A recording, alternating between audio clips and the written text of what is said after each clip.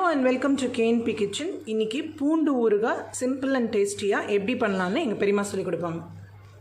ஊறுகாய் போட தேவையான பொருட்கள் பூண்டு, பச்சை மிளகாய், இஞ்சி, கடுகு, உப்பு, எலுமிச்சம்பழம் சாறு. இப்போ எப்படி பண்ணணும்னு நான் சொல்கிறேன்.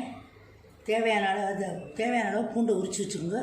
அதன் பிறகு அந்த பூண்டு மூழ்கிற அளவுக்கு எலுமிச்சம்பழம் சாறு எடுத்துக்கணும். உப்பு தேவையான அளவு எடுத்துக்கணும்.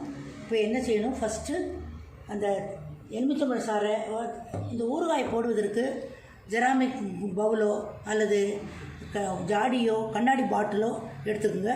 பிளாஸ்டிக்கை அவாய்ட் பண்ணுறது நல்லது. ஃபஸ்ட்டு இந்த எலுமிச்சம்பழம் சாறை விட்டுட்டு அதில்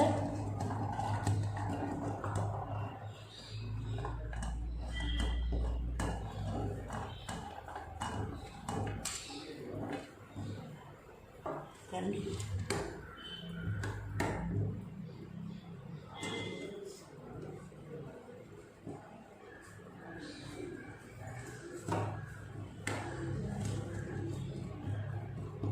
இப்போது பூண்டை தேவையான அளவு எலுமிச்சம்பழம் சாறில் உப்பு போட்டு கலக்கி வச்சாச்சு.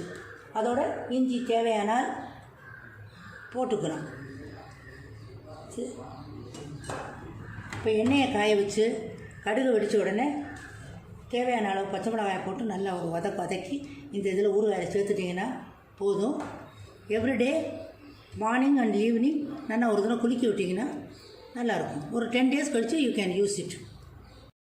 இப்போது கடுகை நான் வெடிக்க விட்டு அதுக்கப்புறம் பச்சை மிளகாய் இதையும் போட்டு நல்லா வதக்கி இதில் தாளித்து போட்டுறேன்.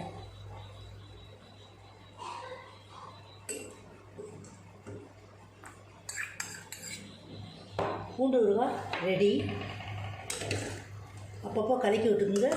கலக்கி விட்டுட்டு ஒரு 10 days கழிச்சதுக்கப்புறம் நீங்கள் யூ கேன் யூஸ் இட்.